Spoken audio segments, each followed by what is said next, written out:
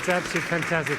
I feel badly about stopping because it's so beautiful what you're doing. We love to, everybody in the room is feeling, what a pleasure it is to hear that. It's such a high level of playing.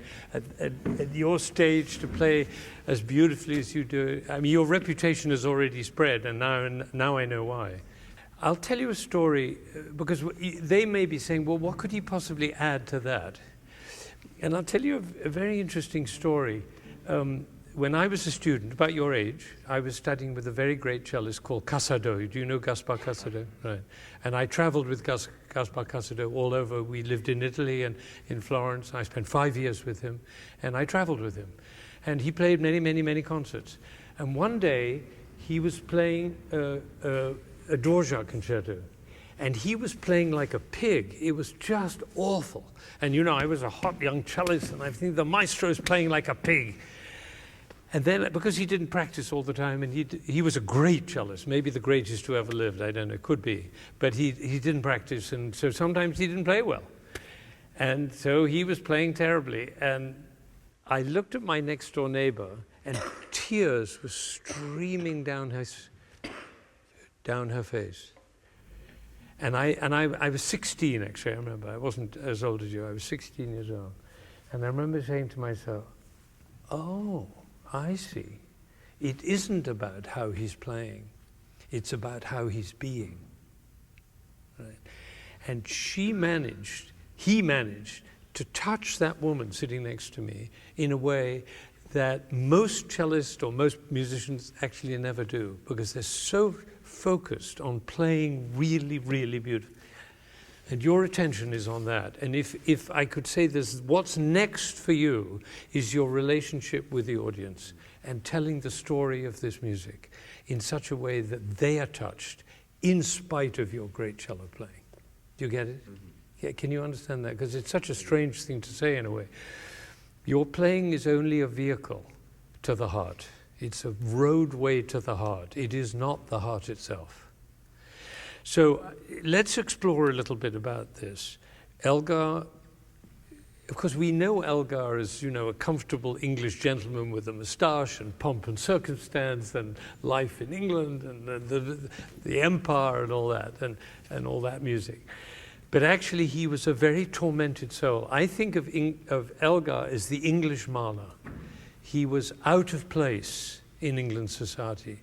He was a Catholic in a Protestant country, and he married above his station, which is something that we don't even think about nowadays. You know, somebody from rather poor circumstances, simple school teacher, married up into the upper classes, and he always felt like an outsider, just like Mahler did, right?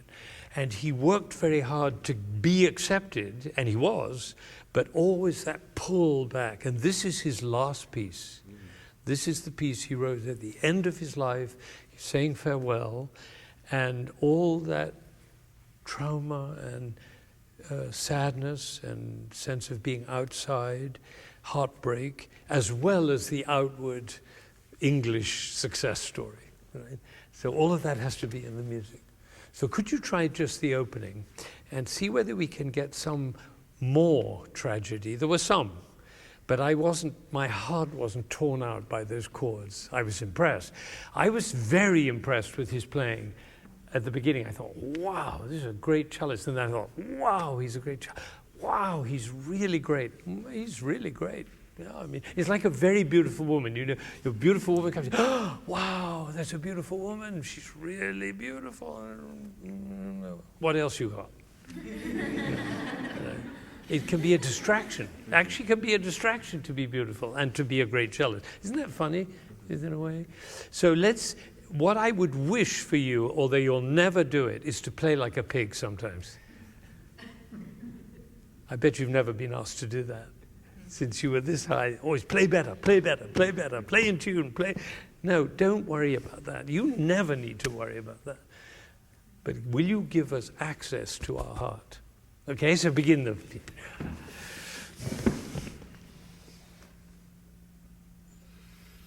Can I suggest one thing? I don't want to interfere with your cello playing, but can I suggest you get through the chord very quickly and then go right right to the end, because this is too comfortable. It's an E minor chord. It's a dark chord. And then the next one is even more dark. It's the last 6 inches of the bow. Try that. Yeah, okay, let's say, get through the chord by there. And then spare the bow, and then as you get to the point, make a crescendo.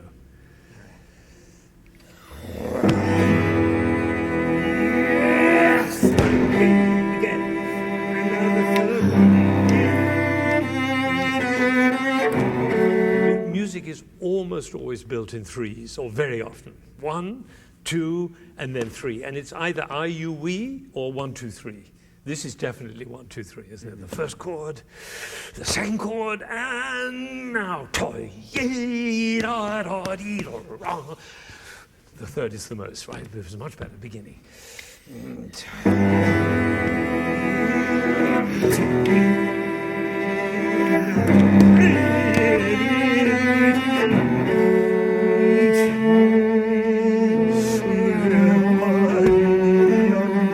Can you do because it's actually only an eighth note. You're playing a long note there. And then the rest is full. If you do da-da, the rest doesn't have any meaning. But that was great. Do it more. Oh, pull. And you, as you pull, you're pulling on their heartstrings. Can you do that?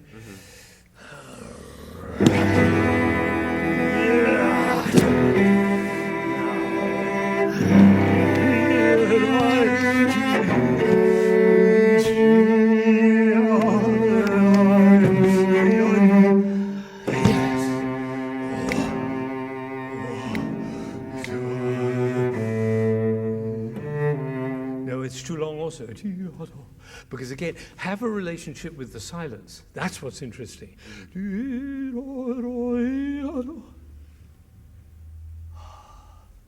But if you do, the music stops and then there's a chord. That was great. You do it one more time. And this time, don't think about the cello as an instrument to play. Think of the cello as something to be with. Sorrow, pride, grandeur, desperation. Particularly, that C, you could come really late with that. That'd be great. One more time.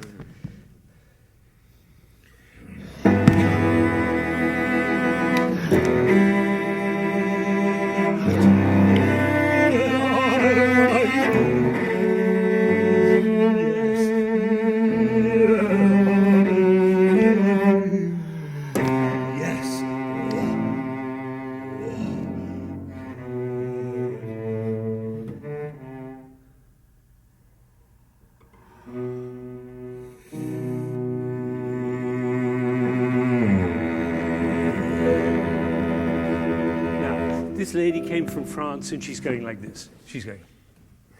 He touched her. You got to her. Yeah. That's all that matters. It was great. Bravo. Let's go on. Clarinets.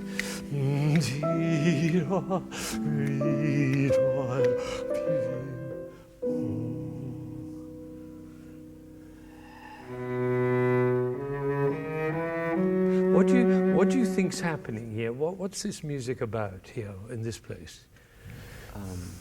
It's kind of searching for something. Great, exactly. Searching, maybe asking a question.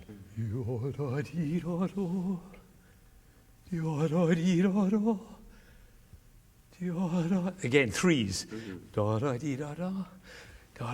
If you're too slow, we've lost interest already in your question. Now,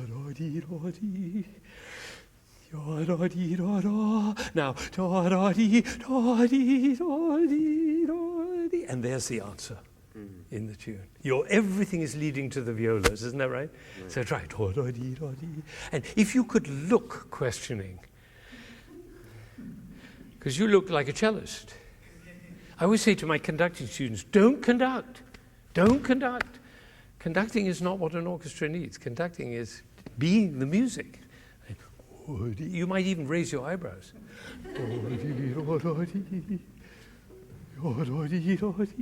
So tell us a question. Say to them, I'm asking a question. Do it. You don't ask a question on a down bow. We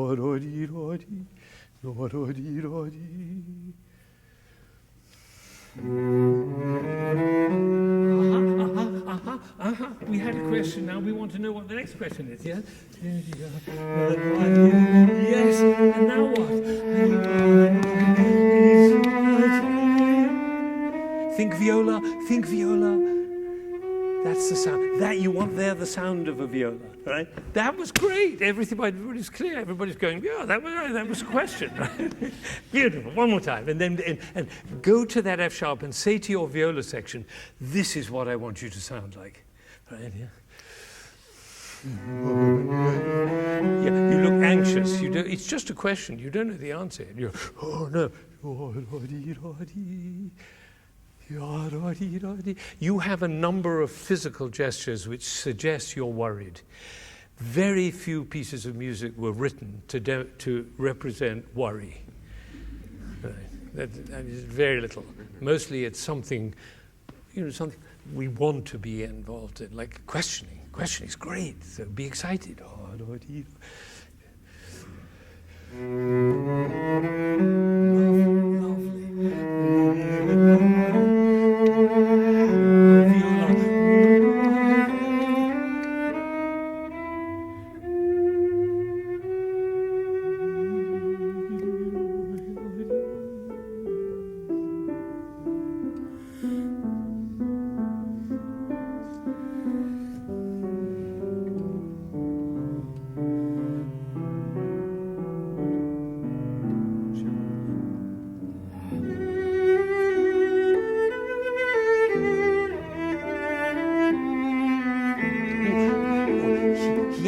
He played a little wrong note. It was great. Should we give him a little applause?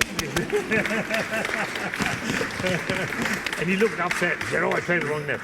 Do you know what Elgar said about this tune? Did you ever find out what he said? Oh, it's his tune. This is me, he said. He said, when I'm dead, and if you hear somebody whistling this tune on the moors in Yorkshire where he lived, he said, that'll be me. Isn't that beautiful? Yeah. Oh, so if you... there's a big problem with this technically, which is it's a huge problem. When I used to teach cello when I was young, and I had a student who was 8 years old, and he said, in the middle of the lesson, he said, why does the bow go up and down? He said, the music goes round and round. You should have a bow that goes round the back. So I've been looking for 50 years, looking for a bow that goes round the back. If you could imagine, I recommend very much one buttock playing. It could be the other buttock. Then you'll get a sense of a huge long line. And imagine Elgar whistling on the moors. Should we just try the last two bars?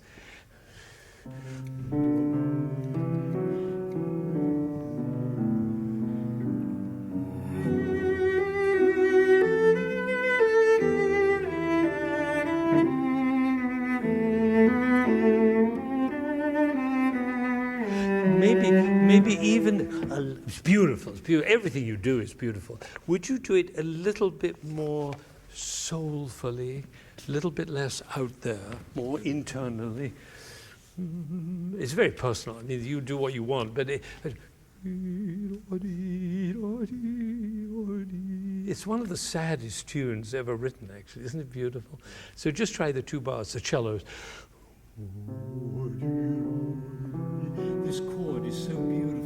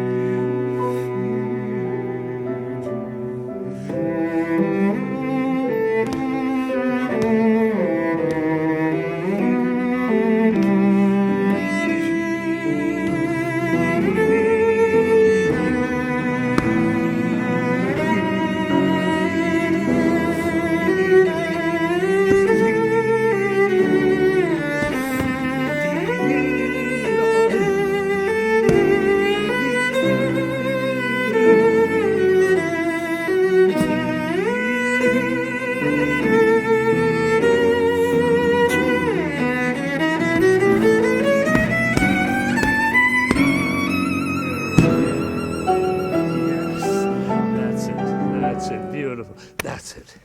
Oh. That's it. Oh. Yeah. I give assignments to the youth orchestra. This afternoon I'm going to give an assignment. Give everything you've got and watch the ripples. That's the assignment. Give everything you've got. And you've got much more than the cello playing. And we heard it. Those people just said, we did a good thing to come from Connecticut to hear that. Right? I mean, that's worth it. Right? To hear that, that's worth it. But it takes everything we got. Isn't that right? It's beautiful. And the way you build that, you know, when you get to that E, I love the way you did that. Just do that, and then we'll go on. We should go on anyway, because there's so much to do. But let's go on. Let's go on. Yeah.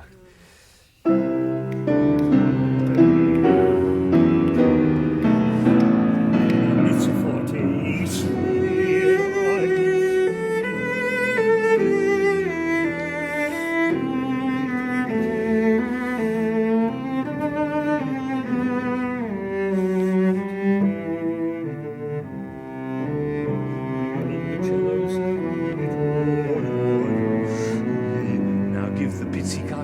Conductor. Whoa. Whoa. You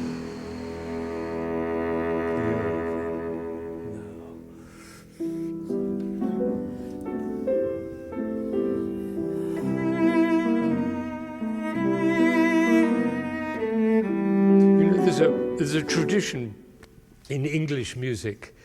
The English wrote beautiful music for strings, or some of the best music ever written. And Elgar, you know what instrument he played? No, the violin. He was a violinist. He was a professional violinist, so he knew the strings. But the world of pastoral life is very crucial in England, and English composers understood that perhaps better than anybody. Britain and all the composers, they could write music for the countryside, and that's what this is. So this is country music, like the undulating hills of England, very gentle. Do that. Now tender. Yeah, that's it. What is that? What is that? What is that? I know it's a down bow, but that's not what I mean. Right. So what is it? It's something a bit yearning. Yeah, it's a sigh. Yeah, it's a human sigh. It's only the cello can do it. Do it again. Sighing. Can I suggest one bit? I never interfere in people's cello playing, but play it here and in the middle of the bow.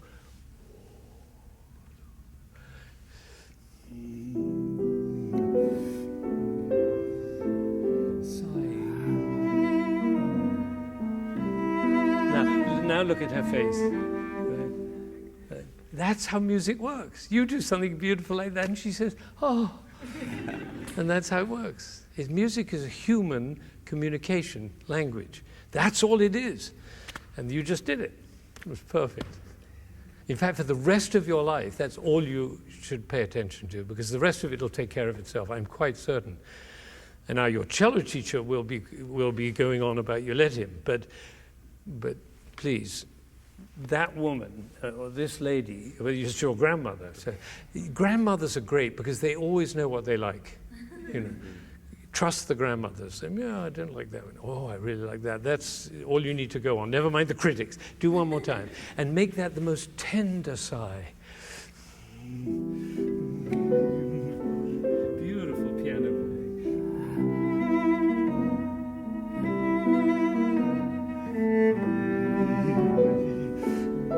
Another sigh. Now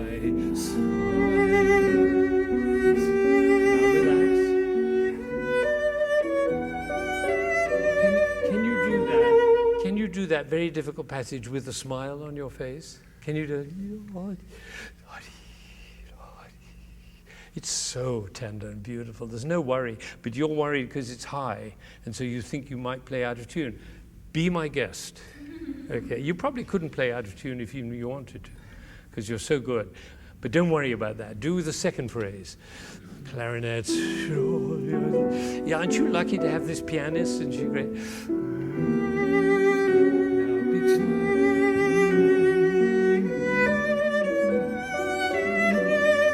Oh, is that beautiful? I love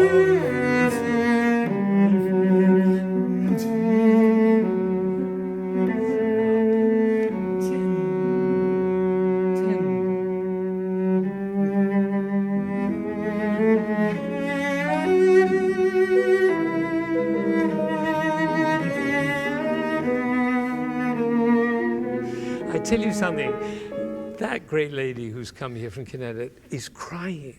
Do you realize that? She's crying. She's not impressed. She's hot. She's touched. Ah, well done. And you suddenly became a completely different person, if I may say so. Because, you know, this is very hard to do what you're doing. This is a very competitive world. You know, there's competitions and auditions and schools and that's the mood that people are in, always looking over their shoulder, wondering who's better. But Elgar wasn't writing about that. He was saying farewell to life. And so if you can put that all behind you, even when you're in the practice room, just say, what it's about that woman. Look at her face. Do you see, it's about that. And we forget, in the music schools, we forget it because everybody's so busy and rushing and classes and the grades. Oh my God, the grades. That's why I give all my students at the beginning of the year, I gave them an A. Right at the beginning of the year, I didn't have to worry anymore. You know? Isn't that great? Give everybody an A. Just give everybody an A in your life. You'll be amazed what happens. And you know what we used to do in that class? I would ask them to write a letter at the beginning of the year, right in September, and I'd say, write a letter dated May, that's when the class ended, in May of the next year, and you're in May, and then you write, Dear Mr. Zander, I got my A because. Then they would write, describing who they would have become by the next May. And that's the person I would teach, the person that they had in that letter. I love that smile. Great. Do it again. Second phrase. And when you get to the, and imagine you were just whistling or playing it on a flute. The second phrase. Oh, so sad. Can I just say one thing? It's a tiny thing, but you say, sadly, sadly, or instead of sadly. Right, only the first word, the first syllable. One last time.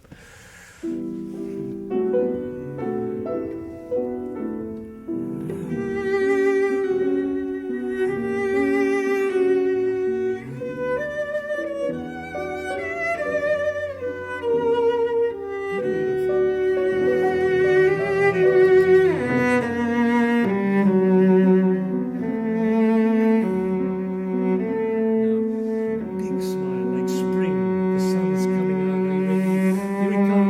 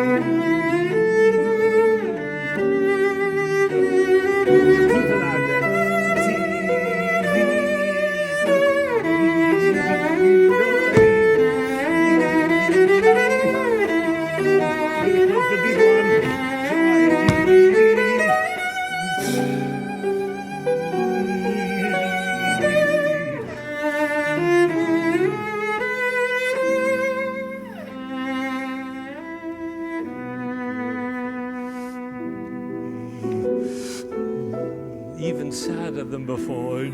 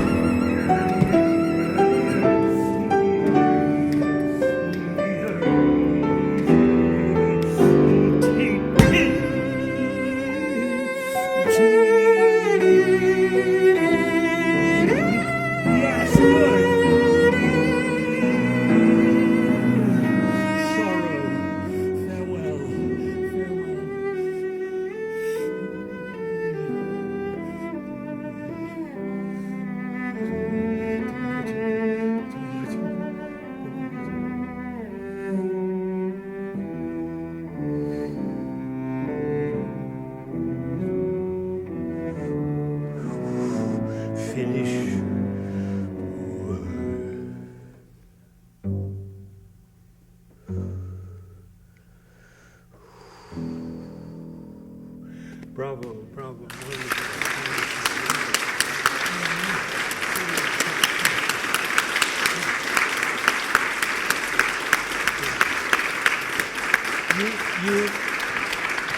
You touched a lot of people this morning with your playing, with this playing.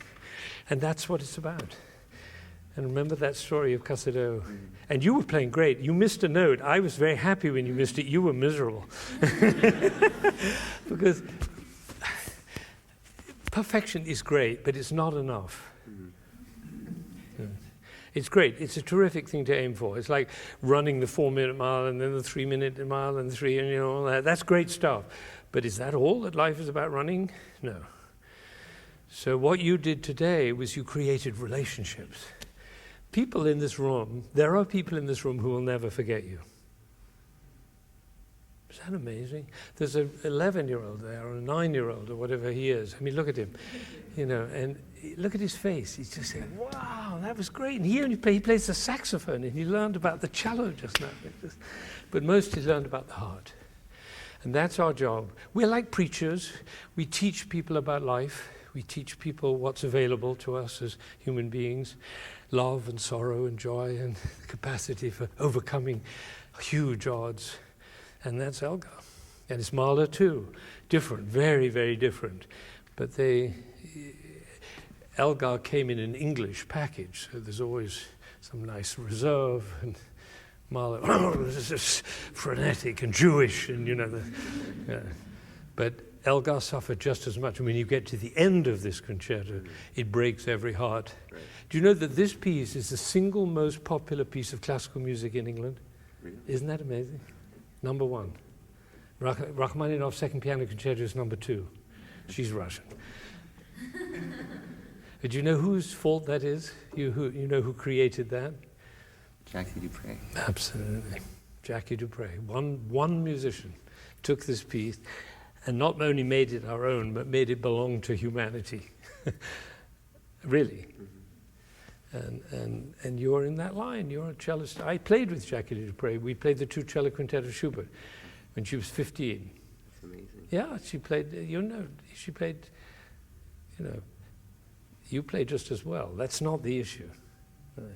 So what's the issue for you? And it's a big deal because this is your life. I mean, are you going to be a really good cellist, or are you going to make a difference in the world as an artist? And that's what's here at stake today. Mm-hmm.